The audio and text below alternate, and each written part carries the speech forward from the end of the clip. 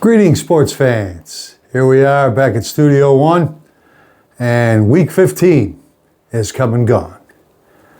Most of us did really good this week. I was impressed with the numbers overall, even though almost everybody was leaning heavily on the home teams, which is kind of how it all turned out this week. You know, we had some upsets. There were 6 of them.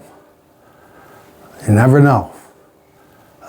Starting out with the Falcons on Thursday, everybody had the Buccaneers. So we all left that game on the table. We all, like I said, we all did pretty good. The winners for the week were Southpaw and Goldilocks, Mr. Clean, and the Batman, and myself, 2 weeks running. I've managed to be on top for 2 weeks, so I'm feeling pretty good about myself. We had a good betting weekend, so I've been in a pretty good mood, which is important when you're picking. You want to be in a good mood, not in a bad. Bad can be bad. Anyway, the winners this week. You had to have 11 wins this week. And I was this close to getting 12, but I'll tell you about that in a bit. Southpaw and Goldilocks, Mr. Clean, Batman, and me, we all had 11 wins. Then, the 10-game winners, there were a bunch of you, 10 of you to be in fact. The Badgers, the Coyote, the Rooster, Jayhawker, Lady Hawk, the Hankster, Undertaker, Cracklin' Rosie, Lucky Dan, and Hollywood. We're all 10-game winners. I'll give you a tip of the visitor there too. 10 games, double digits, all of yous. Good, solid picking. Double digits is always great. And then we had the 9-game winners. Only 2 of them. People you normally don't hear about being, single digits. And that was Uncle Edge. He had a rough week. Not super rough, but rough enough to bother him. And the counselor only had 9 wins this week. Counselor usually does a little better. He did really good last year, incredibly well. I'm a little surprised that you're not doing as good this year. Yeah, you're impressive most of the time. Like I said, last year you were doing great. In fact, on our interview this weekend, maybe you caught it, Gabbing with Gamblers. My brother, he was quite impressed with the counselor. So, a little surprised you didn't do that great this week. And then we come to the bottom. And, 8 games. 8 games, that's not good.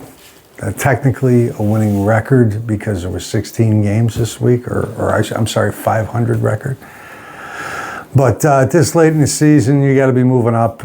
Surfer Girl, Boilermaker, you two are having your problems. That's for certain.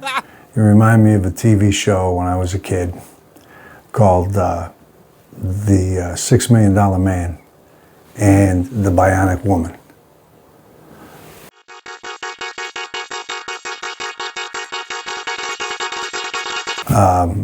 They were in horrible accidents. I think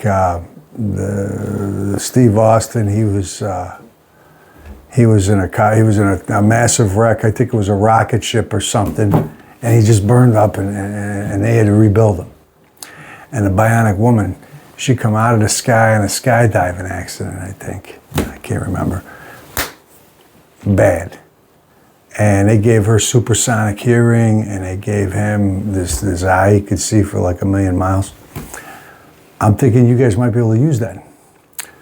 The bionic eye for the Boilermaker to peer in on somebody else's picks because, wow, yours aren't doing that good.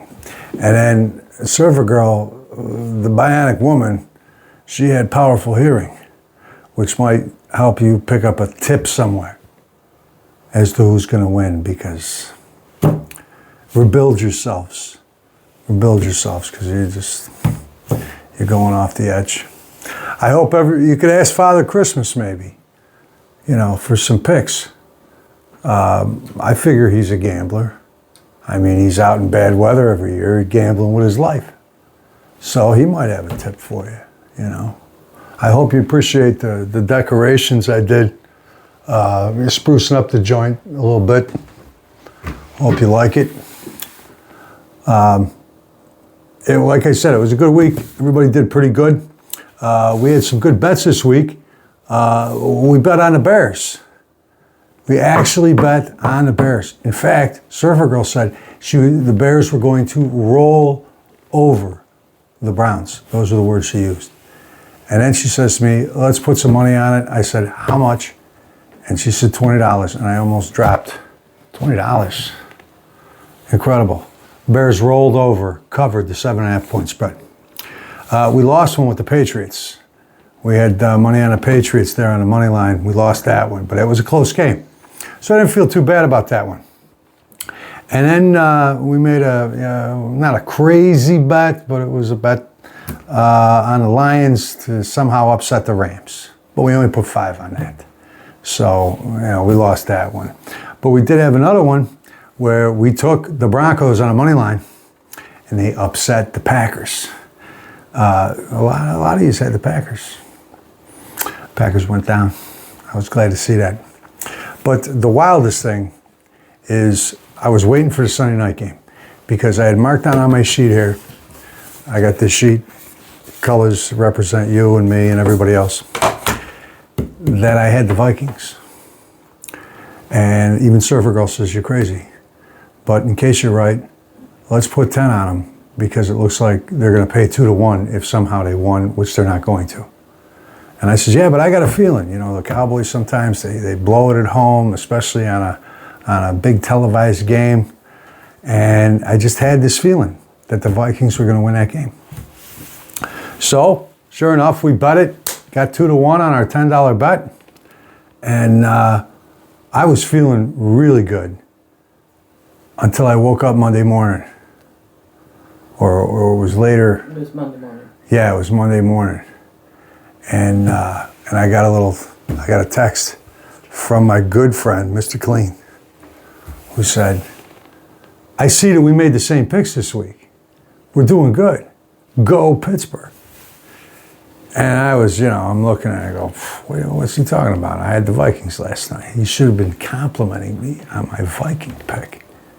But he wasn't. And I says, yeah, but I picked the Vikings and you didn't. And he texts me back with a photo of the picks I send out to everybody. And it turns out that even though I may have put it on the paper that I had the Vikings, I put the Cowboys on my sheet for the week, my email out to everybody. I can't believe I made that mistake. I can't believe I was that inattentive to my picks. There's a lesson to be learned here. I could have had 12 wins this week. I could have gotten another tiebreaker point. But due to my own inattentiveness, I can't tip the visitor myself. That would have been outstanding picking had I gotten 12. And I thought I did. And I was wrong. But I'm really glad that Mr. Clean let me know, because it would have been a little embarrassing had I tried to claim 12 and all of you would have come back to me and says, you didn't have the Vikings. You had the Cowboys. So, that's my story. And it's a tough one because I need these games. We got 3 weeks left. Everybody's going for broke. And the Bears are doing great. I'm feeling good. And maybe we should now go to the board. It's time to see who did what. All right, the unveiling. Okay. Uncle Edge. Unprecedented. I can't tell you how impressed I am with that. 14 weeks on top, still on top, first place, has been there since the second week. I don't know how you do it. I only wish I could pick that good. I tipped the visitor because that is just awesome to do that. I don't think anybody's ever done that before. just took the lead and never relinquished it. But we still got 3 weeks to go, Unc. And everybody is clawing at you. They are coming.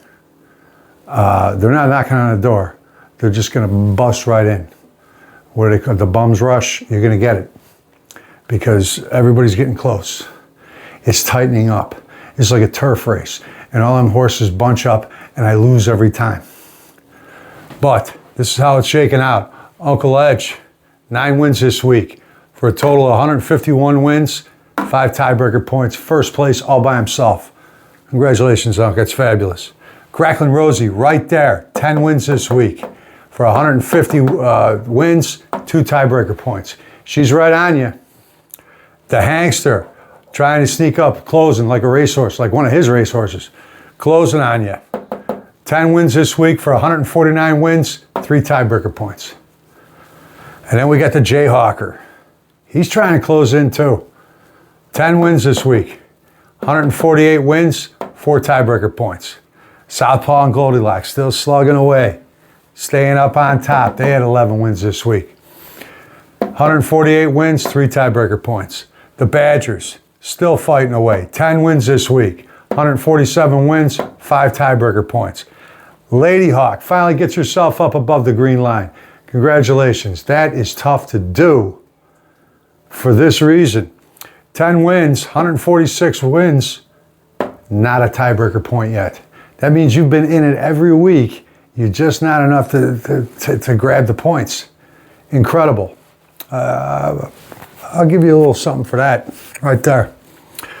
Lucky Dan, the rookie, still pounding away strong. 10 wins this week. He's tied with me, even though I had 11 wins this week, one of the winners. For 145 wins, 2 tiebreaker points, I am tied up with a rookie, and I'm getting sandwiched here. I got Hollywood underneath me, who's also a rookie. She had 10 wins this week for 143 wins, 4 tiebreaker points. Then the Undertaker comes in. You know, he's been doing good himself. I think he's had 10 wins for the last 3 or 4 weeks, double digits every week. Just can't seem to climb up too high. 143 wins, 2 tiebreaker points. The Batman pulls one out this week, gets himself a tiebreaker point. Doing pretty good. 142 wins, 2 tiebreaker points. I mean, Crackling Rosie's got him stomped right now, but he did climb up. Mr. Clean also did a little climbing himself. 11 wins this week, 141 wins, 2 tiebreaker points. Thanks for straightening me out, bro. That would have been really embarrassing. And then the counselor. The counselor, 3 people got on top of you this week that weren't there last week. They were below you last week. It's not that you did really bad. You had 9 wins this week. But last week was a crusher, and they're compressing you. You're getting compressed and climbed on. The Undertaker, Batman, Mr. Clean, they all got on top of you this week. So, you know, you need to throw out all stops. Time to get concerned. You destroyed everybody last year. Anyway, moving on. The Coyote, 10 wins this week for 141 wins, still no tiebreaker points. Just can't seem to find himself one. The Rooster, 10 wins this week, but up from 5 last week. It was devastating last week. It gives him 137 wins, 2 tiebreaker points. And then Surfer Girl, like, you know, like the bionic woman, she's got to rebuild herself, you know, because it's been a rough 2 weeks. 8 wins, 137 wins, 1 tiebreaker point. And then, well, the Boilermaker, he's still dragging bottom. I'm hoping the best for him.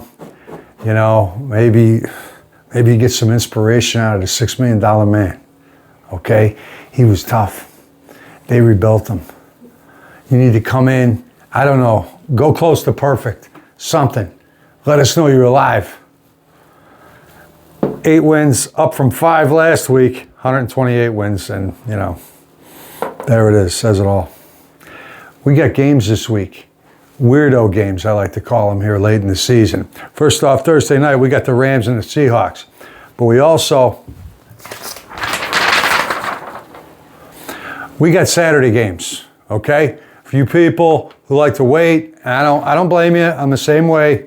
But get these picks in because Saturday they're starting at 4 o'clock. The Eagles at the Commanders. And at 7:20 on Saturday night, we got a classic matchup. Going to be a tough one to call. Packers at the Bears. And you know where I'm leaning on that one. But get your picks in, okay? We hope you enjoyed our extra content this week. I'm hoping to interview every last one of you someday and get your opinion on gambling in general and what it means to you. So, until next week, here at Studio One, we bid you a good betting week. Go get 'em.